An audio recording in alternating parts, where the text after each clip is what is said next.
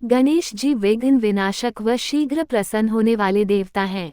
अगर कोई सच्चे मन से गणेश जी की वंदना करता है तो गौरी नंदन तुरंत प्रसन्न होकर उसे आशीर्वाद प्रदान करते हैं। वैसे भी गणेश जी जिस स्थान पर निवास करते हैं उनकी दोनों पत्नियां रिद्धि तथा सिद्धि भी उनके साथ रहती हैं। उनके दोनों पुत्र शुभ व लाभ का गमन भी गणेश जी के साथ ही होता है। कभी कभी तो भक्त भगवान को असमंजस में डाल देते हैं। पूजा पाठ व भक्ति का जो वरदान मांगते हैं वह निराला होता है। काफी समय पहले की बात है, एक गांव में एक अंधी बुढ़िया रहती थी। वह गणेश जी की परम भक्त थी। आंखों से भले ही दिखाई नहीं देता था, परंतु वह सुबह शाम गणेश जी की बम दगी में मग्न रहती। नित्य गणेश जी की प्रतिमा के आगे बैठकर उनकी स्तुति करती, भजन गाती व समाधि में लीन रहती।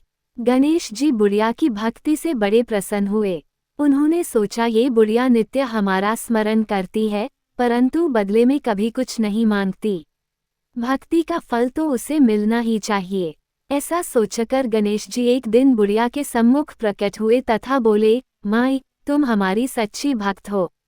जिस श्रद्धा व विश्वास से हमारा स्मरण करती हो हम उससे प्रसन्न हैं। अतः तुम जो वरदान चाहो हमसे मांग सकती हो। बुढ़िया बोली, प्रभु, मैं तो आपकी भक्ति प्रेम भाव से करती हूँ, मांगने का तो मैंने कभी सोचा ही नहीं, अतः मुझे कुछ नहीं चाहिए। गणेश जी पुनः बोले, हम वरदान देने के लिए आए हैं।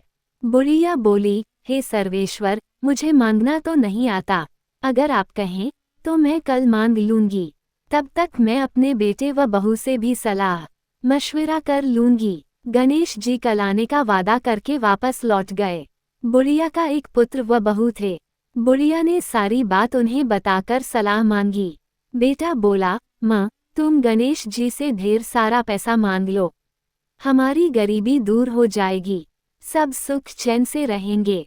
बुढ़िया की बहू बोली, नहीं, आप एक सुंदर पोते का वरदान मांगें, वंश को आगे बढ़ाने वाला भी तो चाहिए। बुढ़िया बेटे और बहू की बातें सुनकर असमंजस में पड़ गई। उसने सोचा ये दोनों तो अपने अपने मतलब की बातें कर रहे हैं। बुढ़िया ने पड़ोसियों से सलाह लेने का मन बनाया। पड़ोसन भी नेक दिल थी। उसने बुढ़िया को समझाया कि तुम्हारी सारी जिंदगी दुखों में कटी है, अब जो थोड़ा जीवन बचा है वह तो सुख से व्यतीत हो जाए। धन अथवा पोते का तुम क्या करोगी? अगर तुम्हारी आंखें ही नहीं हैं तो ये संसारिक वस्तुएं तुम्हारे लिए व्यर्थ हैं, अतः तुम अपने लिए दोनों आंखें मांग लो। बुढ़िया घर लौट आई। बुढ़िया और भी सोच में पड़ गई। उसने सोचा कुछ ऐसा मांग लूं जिससे मेरा, बहू व बेटे सबका भला हो, लेकिन ऐसा क्या हो सकता है? इसी उधेड़पुन में सारा दिन व्यतीत हो गया। बुढ़िया कभी कुछ मांगने का मन बनाती तो कभी कुछ, परंतु कुछ भी निर्धारित न कर सकी। दूसरे दिन गणेश जी पुनः प्रकट हुए तथा बोले, आप जो भी मांगेंगे वो हमारी कृपा से हो जाएगा, ये हमारा वचन है। गणेश जी के पावन वचन सुनकर बुढ़िया बोली, हे गणराज, यदि आप मुझसे प्रसन्न हैं तो कृपया मुझे मन इच्छित वरदान दीजिए। मैं अपने पोते को सोने के गिलास में दूध पीते देखना चाहती हूँ। बुढ़िया की बातें सुनकर गणेश जी उसकी सादगी व सरलता पर मुस्कुरा दिए। बोले, तुमने तो मुझे ठग ही लिया है। मैंने तुम्हें एक वरदान मांगने के लिए बोला था, परंतु तुमने तो एक वरदान में ही सब कुछ मांग लिया। तुमने अपने लिए लंबी उम्र तथा दोनों आंखें मांग ली हैं। बेटे के लिए धन व बहू के लिए पोता भी मांग लिया। पोता होगा, ढेर सारा पैसा होगा, तभी तो वह सोने के गिलास में दूध पिएगा।